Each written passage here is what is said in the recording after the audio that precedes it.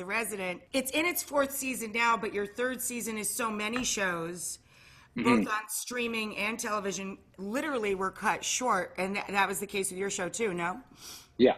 We're 21 shows into a 23 show season, So and close. I know, yeah, and like halfway through, it was like, what? Boom, plug comes out, and all of a sudden, people just boom evaporated to the four winds, and so the writers had to sort of, I think they tried to cobble together some of the stuff from half an episode that we shot before we finished, and then they decided, given what's happened in the last 8 months, they really had to focus on speaking to where Exactly. where the frontline workers have been, and what they've gone through. Our show did something different this year. They decided it was a gamble, they had to look ahead and go, well, we're coming on in January, we're shooting starting in October. Where's the country going to be at? Right. And they thought, you have to forecast. Exactly. You have to forecast. And I think a couple of things went into that decision. Number one was, well, let's hope that we're through it. And if we're not through it, let's let people just watch the show and forget about it for a minute. So what they did in the first episode was it's a long flashback that shows what happened as that tidal wave landed on everybody. Wow. And the repercussions of that sort of resonate throughout the rest of the season, but we take the masks off after the first episode.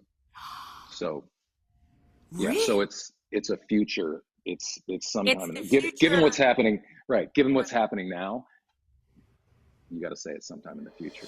When the pandemic happened and when I went home, my wife and I realized it's the first time I'd been home for more than, I don't know, maybe 6 or 8 weeks straight in a decade. Wow. Right. How did that work out for you guys? Did you find we were way better than either of us thought we'd be. Oh, that's so cool. Yeah, I was like, well, the first couple of weeks I was like, and we were both looking at each other. So this is what you do all day? What? Wait a minute, what? But we just started. It was great. We're hanging out, and I worked my tail off in the house, and I didn't gain any weight actually during COVID until toward the end, because I was just working on the house all day long. And that's right. We stay so busy here, like literally carrying wood, the deliveries, the stuff we need for the show. And actually, it's my husband and I have been doing this since March. It's just the two of us on this end. We're everything. Yeah. So yeah. You're so busy, you can kind of keep up with it a little bit. But who does the cooking in your house? You or your wife, or you like to get? We split it. Oh, that's cool. Yeah.